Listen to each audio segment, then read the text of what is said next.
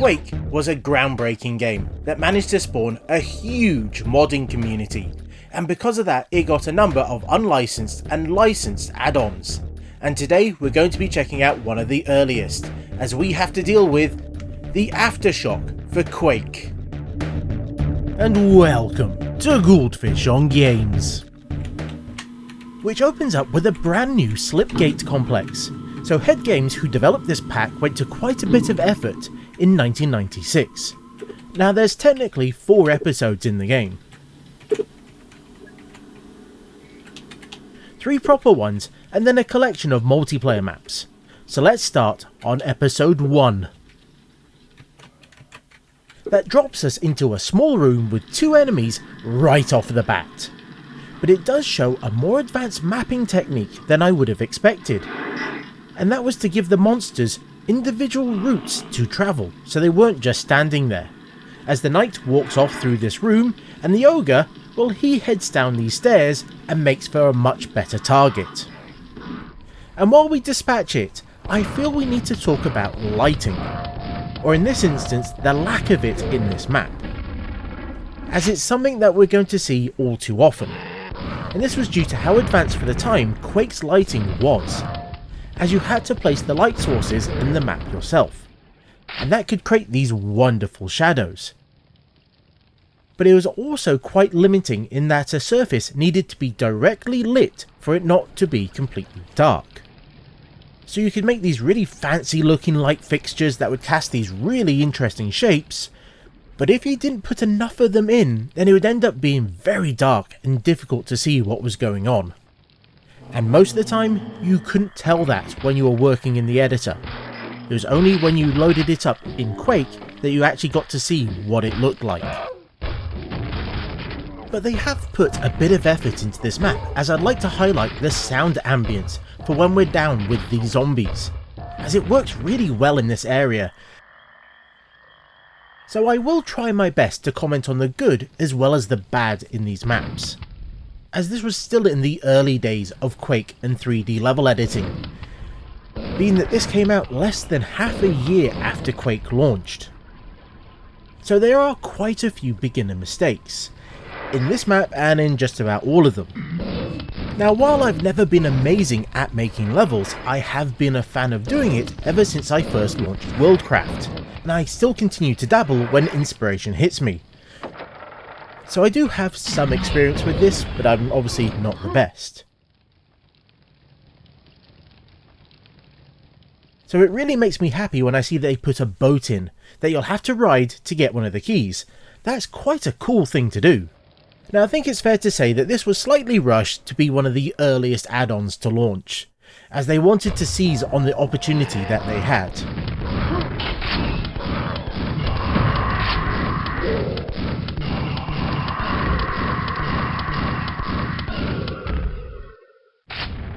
But even with that, this is quite a nice opening level, and this multi-level cavern really shows what Quake could do over the previous games.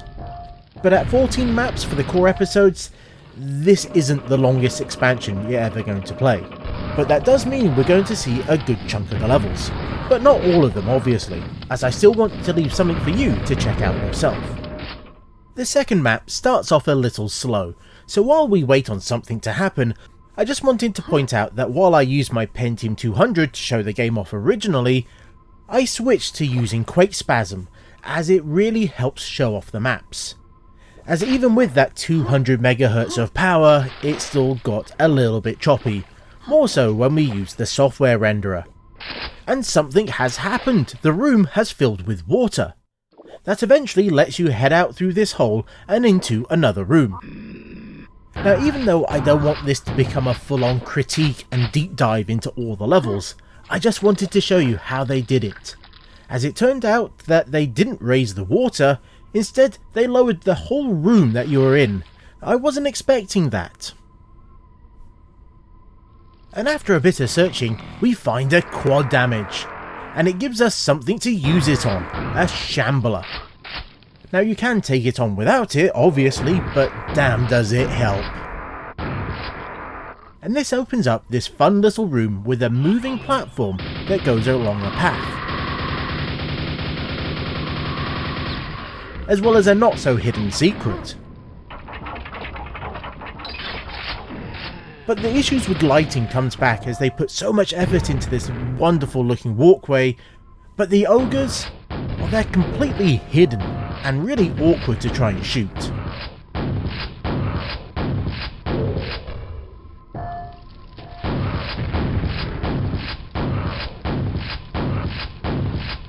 The final level in this episode is this small but very tall map, and right away it gives us another quad damage to make things easier.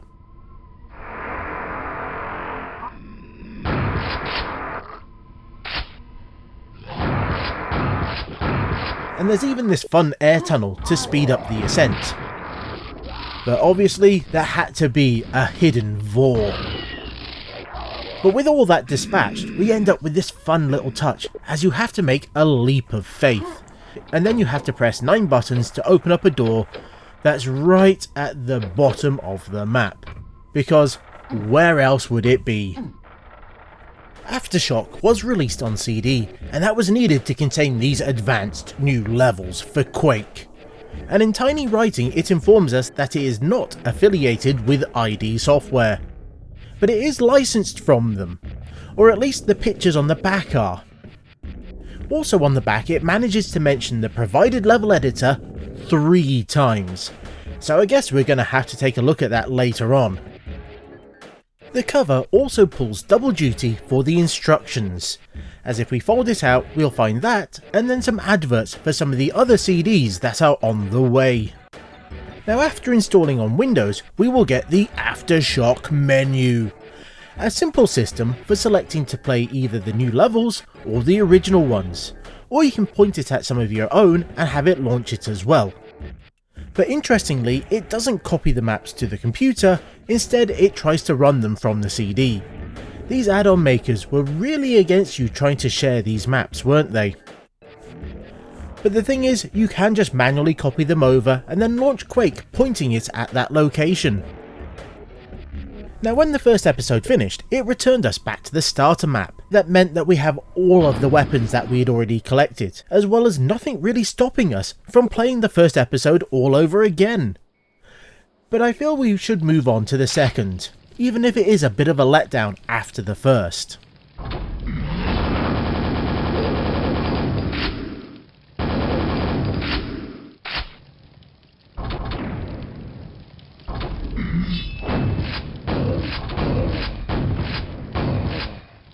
As this feels like a bunch of boxes stuck together with a large set of stairs and a few doors. Now this was a bit of a problem with Quake versus say Duke Nukem 3D, as even the more boring maps for Duke tended to have interesting layouts and designs, because the tools made it easy to do that. Where with Quake it took far more work and effort to do similar things, but if you were good at it, you could create some amazing levels, and do things that wasn't possible on the previous engines. But unfortunately here we get misaligned geometry and having some really weird textures. Now many of these comes from the fact that the levels have to be compiled, and that could take time depending on how powerful your system was, along with how complex the levels were.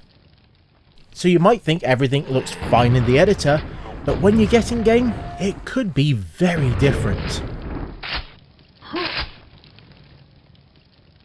The second level does improve things, but it still has that big boxy room feeling, even if they try to do something more interesting with the walkways going up the side. And it's also a bit of a shame that it's just these big red boxes that they thought were good enough to be a button. There's so many great button textures in the game that they could have used instead. So it feels like we might be looking at the progression of this particular level designer, as each level does feel like it's improving on the last, even if they are still oh so very dark in places.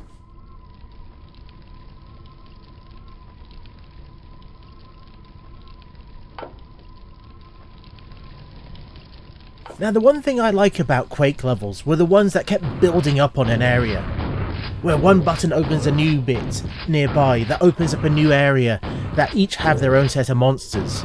that continues to try and ramp up the tension. And this was something that they were starting to get a handle on, as well as traps. As we find this area first, and then we get to come back to it later. It's something that comes up quite nicely in the next level, where you have to keep going up and down this room, even if one of the buttons is really hidden in the dark. And there looks like there's another big button, due to the texture they use, but no, it turns out it's just a badly placed texture.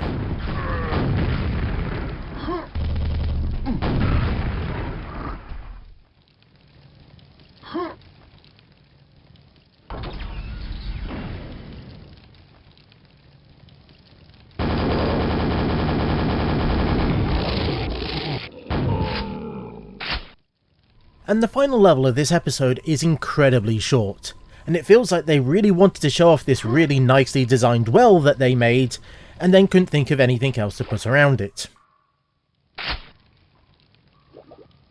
So, as promised, let's take a quick look at that level editor, that's spelt thread, but pronounced 3ed, which by default gives you this single view. But even in its limited docs, it says that you should enable the 4-view mode. From here you can place and move blocks around the level, but if you want them as brushes, then you'll have to use the add button to add them in as geometry.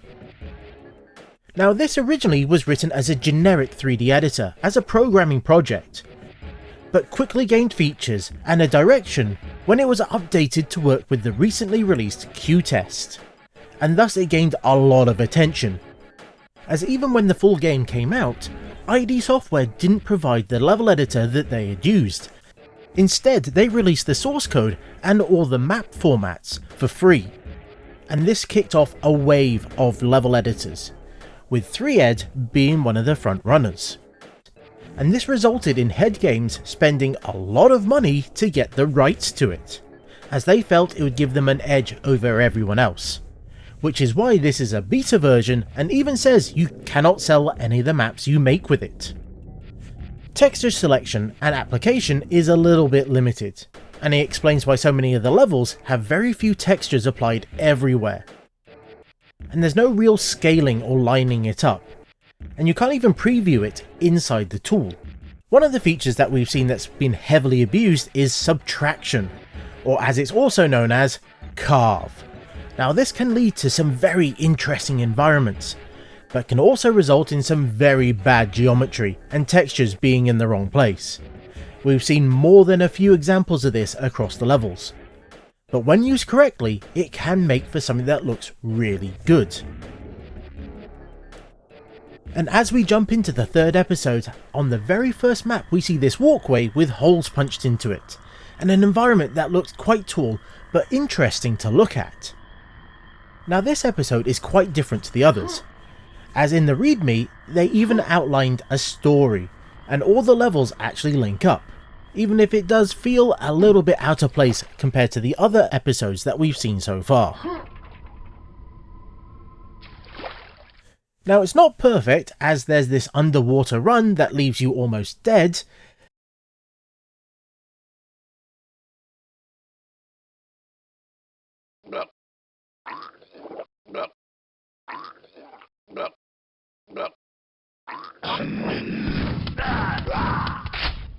and there's a number of buttons that, well, they aren't well textured, so you have no idea if it's actually a button until you push at it or try and shoot at it.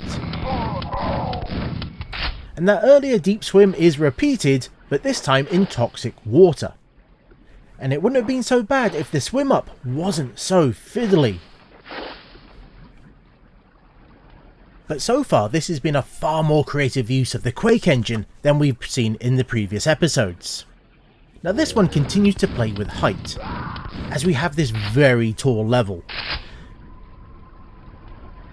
It also shows what happens when you don't build to the grid, as some of these walkways have ledges that will trip up movement.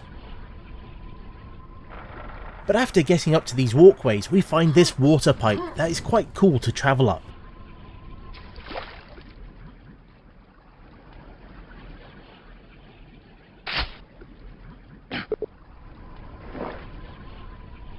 And it also seems that they quite like to use traps, as out of nowhere there's a crusher when you go for a key. There also turns out to be this hidden path that leads you to a large, flooded room. And water is actually the main thing that we'll see in the next level, as there's a river that the designer went to a lot of effort to make it look as if it had carved out a path through it. It's just a shame that Quake water doesn't really move, and placing lots of blocks of water together ends up looking a little bit weird. It's one of those ideas that are great on paper, but has real issues with the implementation.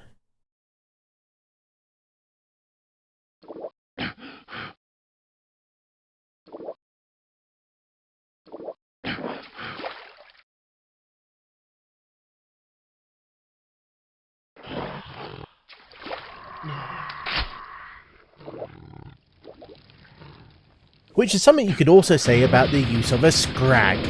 I hate those things, even if it can be used to clear out a room if they're placed just right. Moving on, and we find a level that starts off with a bit of a trap, and has you fighting multiple shamblers at the same time. Thankfully, there is a pentagram of protection, so you don't have to worry too much.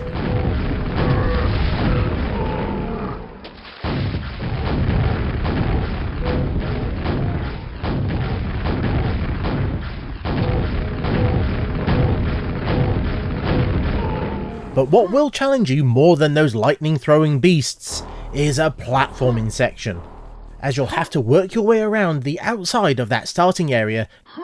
And I do like how they try to make this area seem a little bit more interesting with those broken rocks, even if it is just a single set that makes it look a little bit out of place. The last level continues the trend of being a short one, but this at least tries to act like a boss fight, as you have to deal with multiple Vors and a lot of Hell Knights all at the same time. There's even a shambler in a secret room that will give you lots of supplies, but there's a good chance you'll find that after clearing out everything else in the level already. But I have to say they've done a nice job of creating an interesting environment for the level.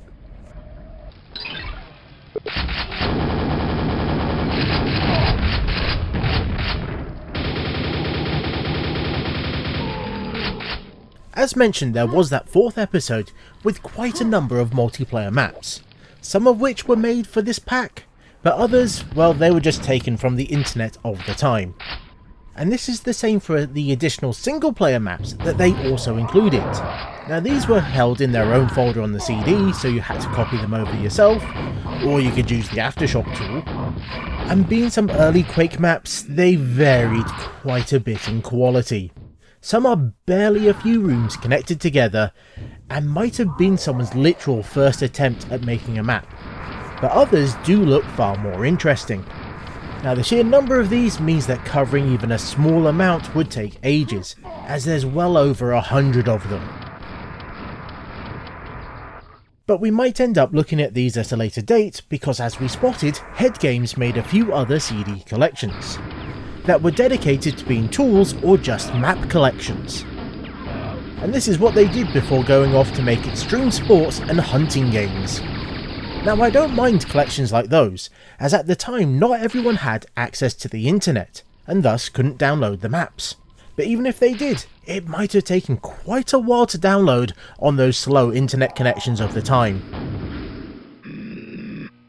And I feel that this might be a good place to end things. And if there's any add-ons that you'd like to see me cover, let me know in the comments, as I've been having a lot of fun checking these out. So until next time, I was the Goldfish. That was more an after shimmy than an aftershock, and this was Goldfish on Games.